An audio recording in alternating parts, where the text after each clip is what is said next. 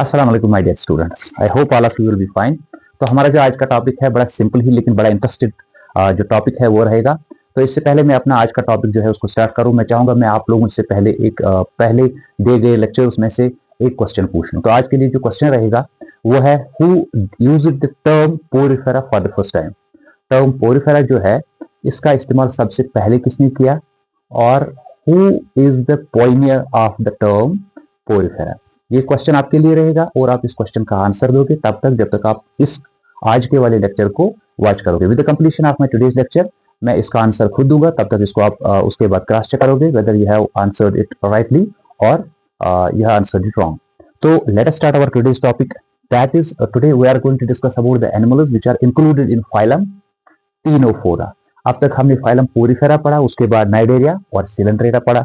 हमने देखा पोरिफेरन्स मॉडिफाई हुए, उनके अंदर जो एवोल्यूशन हुई उस एवोल्यूशन की वजह से जो नाइडेरियंस या ये सिलेंट्रेटस वो वजूद में आए। फिर सिलेंट्रेटस में मॉडिफिकेशंस हुई, उनके अंदर एवोल्यूशन हुआ, तो ये एनिमल्स वजूद में आए which are included in ctenophora. तो ये जो टर्म टीनोफोरा है, इस टर्म का जो इस्तेमाल है वो सबसे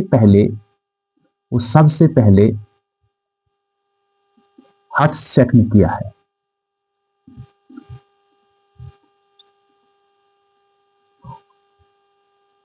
हर्ट्ज़शेक।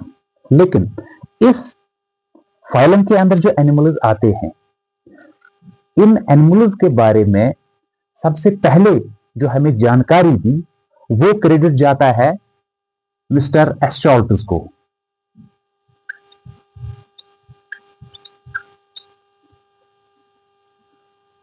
बट अगर आपको क्वेश्चन पूछा गया कि टर्म टीनोफोरा का इस्तेमाल पहले किसने किया तो आंसर इज हर्ट्ज़शेक, ठीक। और अगर आपको पूछा गया कि जो ये एनिमल्स हैं, जिन एनिमल्स को पहले प्लेस दिया गया इन दिस फाइलम, वो काम किसने किया तो आंसर इज हर्ट्ज़शेक। बट अगर आपको क्वेश्चन ये पूछा गया कि सबसे पहले जो टीनोफोर एनिमल्स है इनके बारे में सबसे पहले हमें किसने जानकारी दी, किसने इनको पहले डिस्क्राइब किया, तो आंसर इज एस्टॉल्टस। ओके, तो ये जो फाइलम है ये बड़ा छोटा फाइलम है क्योंकि इसके अंदर ओनली अराउंड 150 नोन स्पीशीज हैं, ठीक है। जो ये टर्म है टीनोफोरा, एक्चुअली इसके अंदर दो चीजें हैं, एक is one is ctenos and another is phora. टीनोस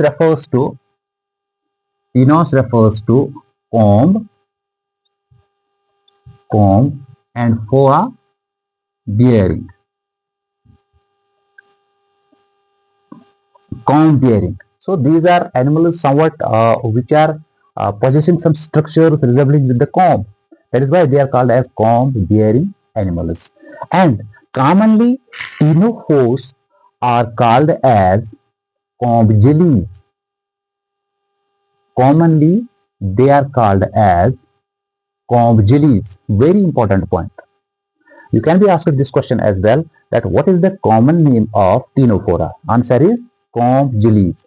Sometimes there are some authors which use another term for ctenophora, that is sea walnuts. Sea walnuts. ज्यादातर इनके लिए जो कॉमन टर्म है वो है comb jellies, but sea walnuts भी इनके लिए as a common name use किया जाता है बाय सम ऑथर्स। चलो, ये तो इनके मतलब थोड़ा इंट्रोडक्शन था जिसमें आपने जाना पहले इनको किसने डिस्क्राइब किया, फिर टीनोफोरा में किसने रखा, या इनको कॉम्ब जेलीज कहते हैं, ठीक है। यहाँ पर मैंने दो इनके एनिमल्स की जो डायग्राम है उसको ड्रॉ किया है। ये वाली जो डायग्राम है, this is the representative animal of phylum Ctenophora and इसका नाम है प्लूरोब्रांकिया।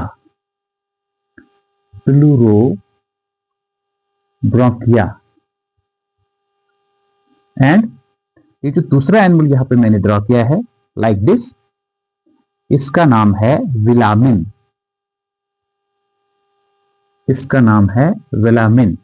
Let's have a look over these two representative animals of the phylum Ctenophora.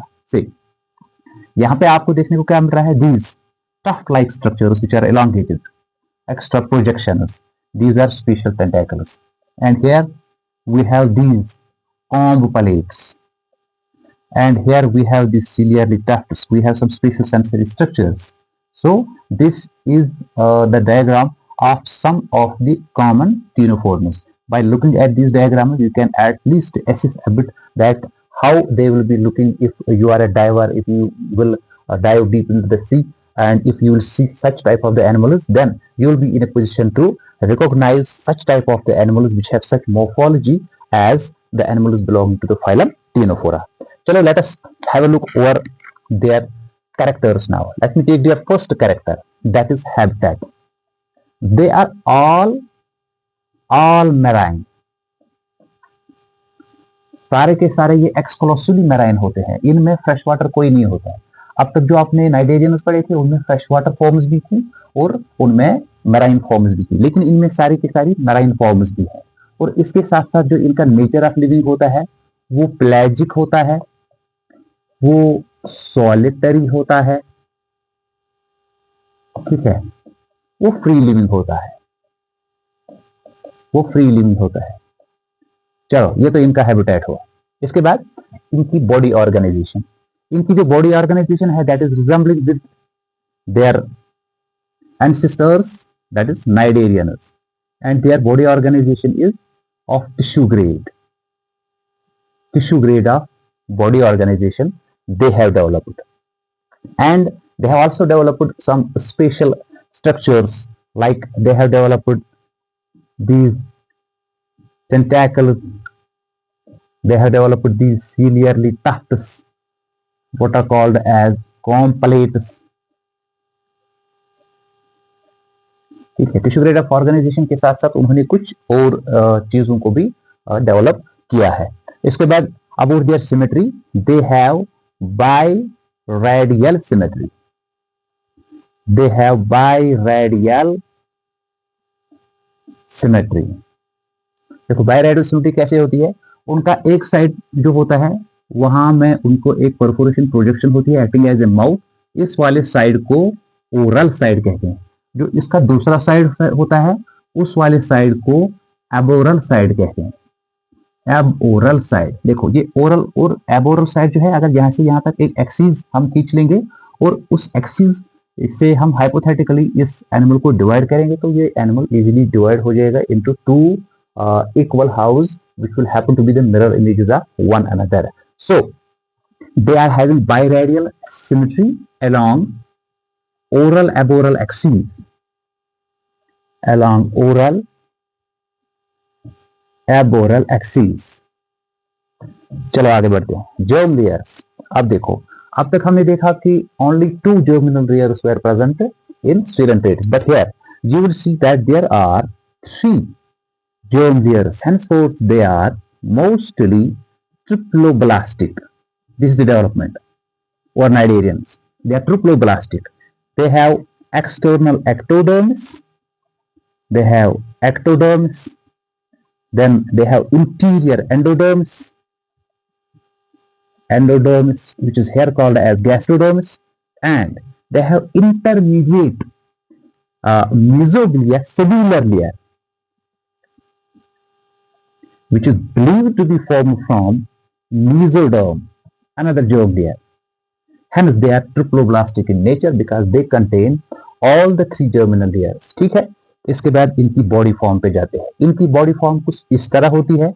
एक इनकी बॉडी फॉर्म जो होती है वो यूजुअली ट्रांसपेरेंट होती है, ठीक है, और उनकी बॉडी के साथ साथ ये ऐसे 1 2 3 4 5 6 7 8 8 यूजुअली 8 comb plates होते हैं, 8 comb plates. These comb plates are actually made from the fusion of the cilia.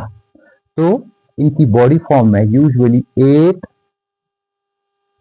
comb plates होते हैं और इसके साथ साथ इनकी बॉडी फॉर्म में यूजुअली 2 बड़े रिट्रैक्टाइल टेंटैकल्स होते हैं, रिट्रैक्टाइल टेंटैकल्स होते हैं। इन रिट्रैक्टाइल टेंटैकल्स एंड इन comb plates की वजह से इनका नाम दिया गया है as comb jellies, as comb jellies, ठीक है। If you are from Kashmir then you know, जब हमारे अखरोट राइपनिंग स्टेज तक आ जाते हैं उनके बाहर से जो छिलका होता है उस छिलके कि उस छिलके से वो हैंग आउट हो जाते हैं, वो अखरोट जो होते हैं, ठीक है, वॉलनट्स। तो उस वक्त उनकी शेप कैसी होती है? Get in your imagination. कभी ये एनिमल्स ऐसे ही आपको दिखते हैं। That is why some authors have used another common term for them as sea walnuts. As sea walnuts, यहां कहने का मतलब यह है इनकी body form like that of such hanging walnuts की तरह भी होती है। कभी इनके अंदर कुछ एनिमल्स ऐसे होते हैं जिनमें ये टेंटेकल्स होते ही नहीं है, which have been placed in their separate phylum what is called as nuda। तो उस टाइम में ये spherical shape की तरह होते हैं।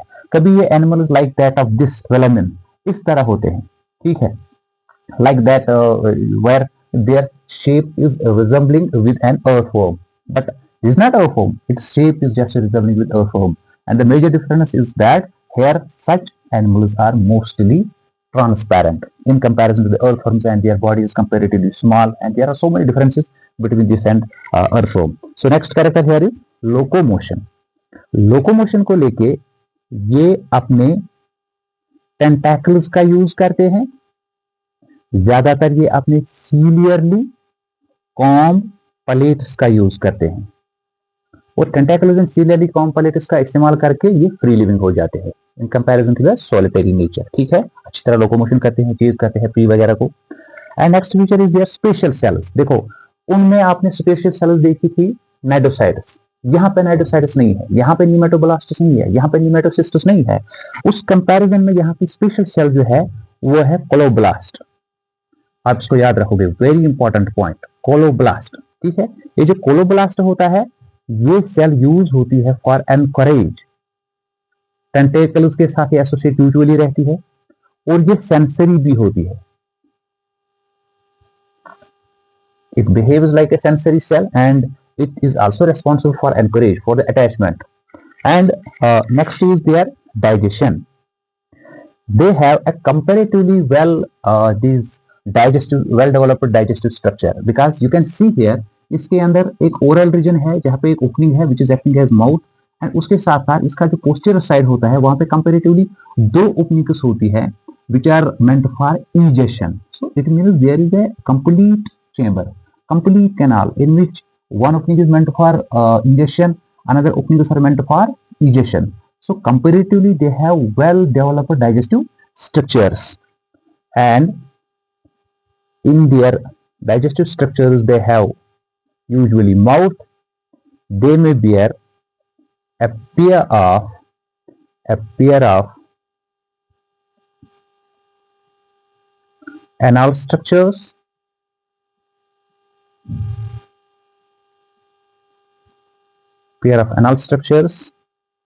and this cavity which is responsible for the purpose of digestion. And then there is next characteristic feature, that is respiration and excretion. Their respiration takes place through general body surface, and excretion also takes place either through general body surface or by making use of this gastrovascular cavity. Since their gastrovascular cavity is having the aboral side, the anal side, which is having one opening meant for the egestion purpose, through this perforation most of the excretory products are being expelled out, but their excretory product is once again ammonia. As such they are what? They are ammoniotic.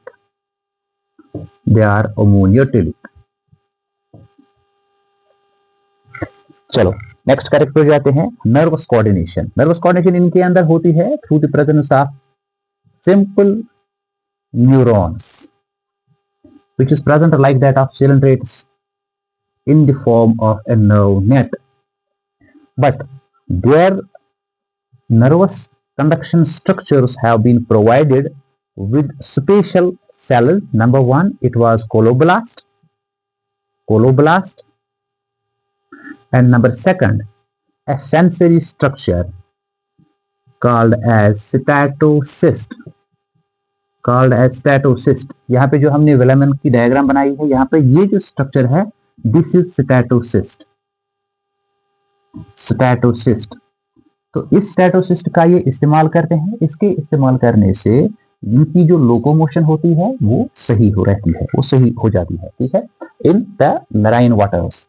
And their next important feature is bioluminescence. देखो, bioluminescence biological organisms का वो characteristic feature है, in fact एक unique characteristic feature है, जिसके जरिए से living organisms अपनी बनाई हुई लाइट को इमिट करते हैं in different ranges of wavelengths in the spectrum.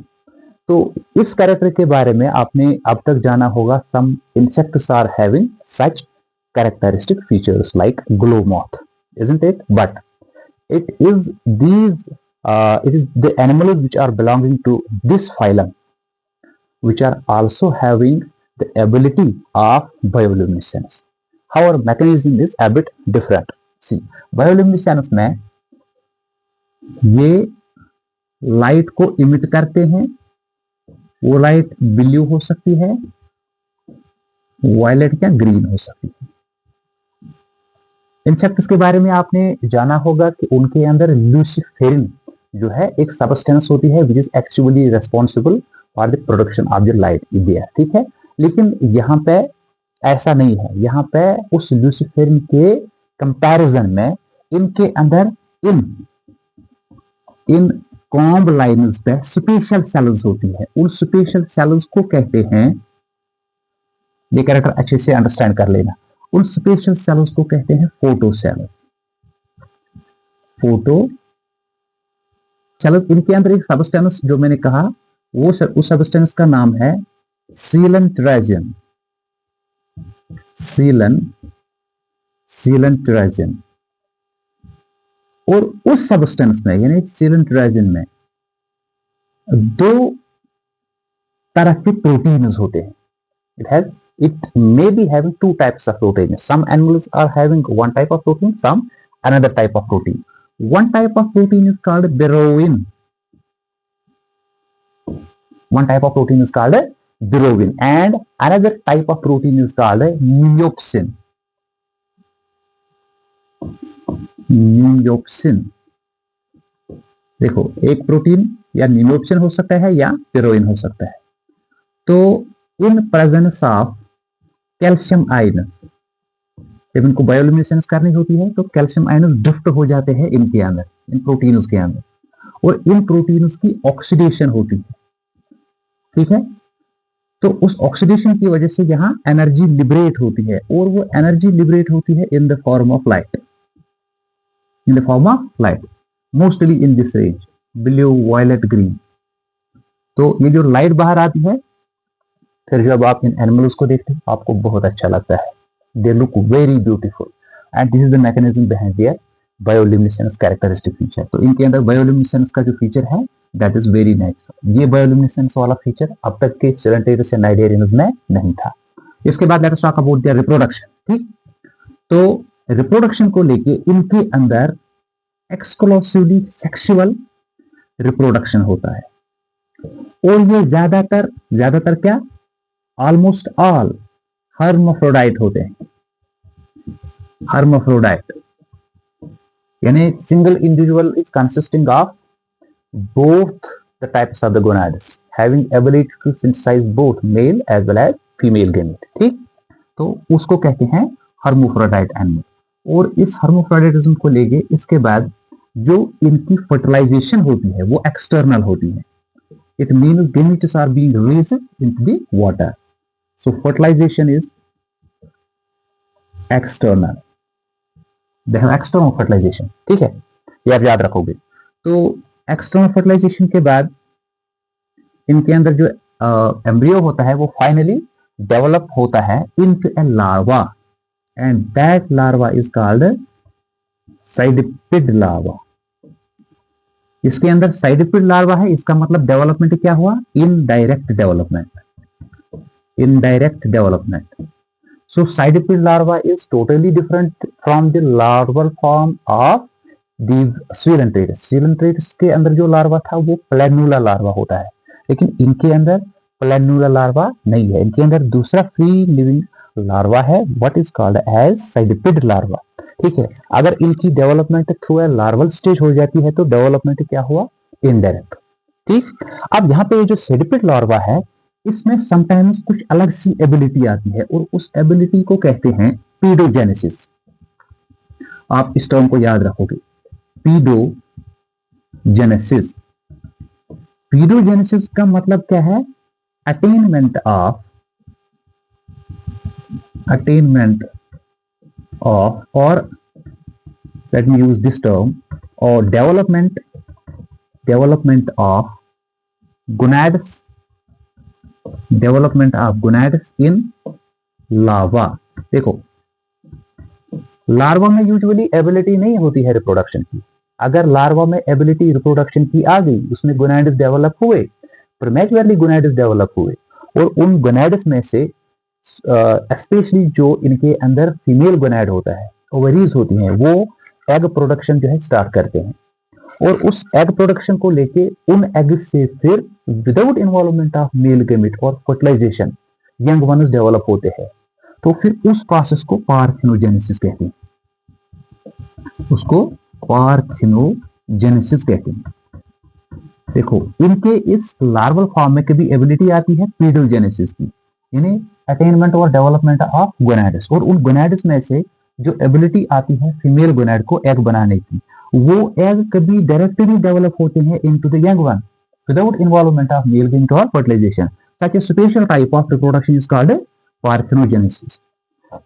At times, very rarely, this process is taking place in the larval form of the ctenophores, pedogenesis and parthenogenesis। आप इसको याद रखोगे। और इनके अंदर हाई पावर ऑफ रीजेनरेशन भी होता है, लेकिन आप याद रखोगे ये एनिमल ज्यादातर रीजेनरेशन को as a means of reproduction use नहीं करते हैं। ठीक है, ये रिजेनरेशन का इस्तेमाल करते हैं for repairing things, isn't it? But if some of the animals of this phylum, if they will be taken and they will be grafted, they will be cut into different parts. Some parts are having such an ability that they can even develop a complete new body, but that is very rare. However, this is occasional. What? Pedogenesis and parthenogenesis.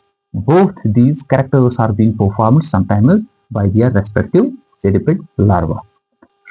तो इन special characters के बाद जो इनके अंदर सारी species around 150 species आती है, इनको भी फर्दर डिवाइड किया गया है into two classes. One class is called as Tentaculata, ठीक, in which such animals like Velamen, like Pelorobranchia, like Pinoplana are included, and they have another class what is called as Nuda, in which animals like बीरो। तो इनकी examples के हवाले से एक animal आया बीरो, एक आया ये प्लेरोब्रांकिया, और एक एग्जांपल है वेलामिन, और एक एग्जांपल है Ctenoplana. These are a few examples of phylum Ctenophora. इसकी क्लासिफिकेशन आपको याद नहीं रखनी, ये उनके लिए है जो सीयूईटी या बीएससी लेवल के जो एग्जाम्स है उनको प्रिपेयर करें, उनके लिए ठीक रहेगा if they will remember the names of these two classes like Tentaculata, like Nuda. इसी तरह अगर वो याद रखेंगे कि जो अब तक हमने नाइजीरियंस पढ़े उनमें 2-3 क्लासेस है, जैसे हाइड्रोजुआ है, स्कैफोजुआ है, एंथोजुआ है, तो उनके लिए ये जो थोड़ी बहुत कुछ एक्स्ट्रा जो इन्फॉर्मेशन में देता हूँ ये उनके लिए कन्वीनियंट होता है। जो नीट लेवल या बोर्ड लेवल एग्जामिनेशन प्रिपेयर कर रहे हैं उनके लिए जरूरी नहीं है, वो इस चीज को याद रखेंगे, इनके क्लासेस को याद रखेंगे, फर्दर क्लासिफिकेशन को याद रखेंगे। ठीक है, तो with this we have concluded our today's lecture. हाँ, जो क्वेश्चन मैंने पूछा था फाइलम पोरिफेरा की टर्म पहले किसने यूज की थी, उसका आंसर है रॉबर्ट ग्रांट। तो रॉबर्ट ग्रांट उसका राइट आंसर है। ठीक, तो इसके बाद जो हम नेक्स्ट लेक्चर्स देंगे वो लेक्चर्स कंपैरेटिवली बड़े इंटरेस्टिंग होने जा रहे हैं, क्योंकि उनके अंदर वो एनिमल्स हम पढ़ रहे हैं जिन एनिमल्स के बारे में कॉमन मैन को भी थोड़ी बहुत नॉलेज है, कुछ मिथ्स भी है, वो सारी चीजें जो है वो क्लियर हो जाएंगी आने वाले लेक्चर्स में। टिल देन स्टे ब्लेस्ड, मिलेंगे नेक्स्ट लेक्चर में नई उम्मीदों के साथ, नई होप के साथ। Thank you, Allah Hafiz.